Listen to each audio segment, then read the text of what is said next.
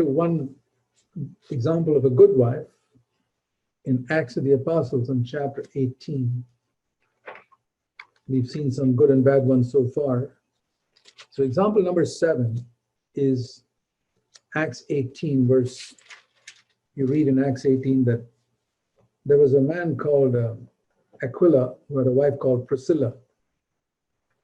And they had met with Paul, and they were he was a tent maker, and through Paul, they got converted.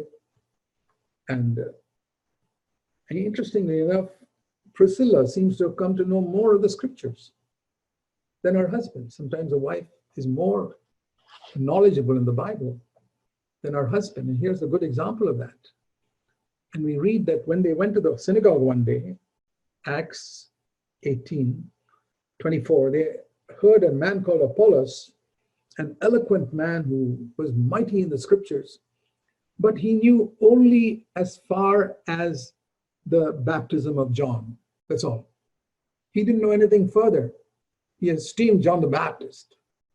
He didn't know further about Christ dying and being raised up and the new covenant and all that. And he preached as much as he knew in verse 26, Acts 18:26.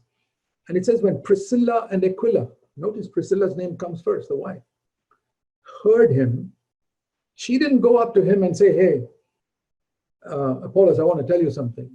Boy, I really love that.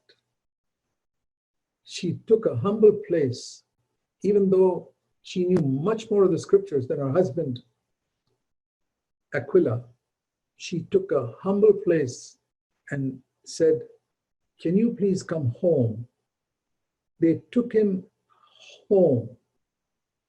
I believe they took him home there. It says when it says they took him aside, they took him home, and there they explained the way of God, where Acts 18:26 more accurately.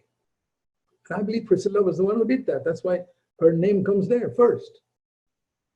And she did that in such a gracious way, not humbling this man who was obviously a man well versed in the scriptures, but didn't know anymore. So think of a wife who knows about the new covenant because she's submitted to the teaching in the church and is a godly woman. And she hears someone who knows only as far as the old covenant. Even today, there are people like that. And you want to share something with that man, invite him home and sit with your husband. And in submission to your husband, as he shares, you also share. Take that place of submission and open the eyes, and God can anoint you to open the eyes of even brothers who are ignorant of the new covenant. Not if you act like a bossy woman, but like Priscilla. And later on you read in Romans 16 about Priscilla and Aquila again. They had a church meeting in their home. Wonderful. So there's an example for women who know more of the scriptures than their husbands. So now we've seen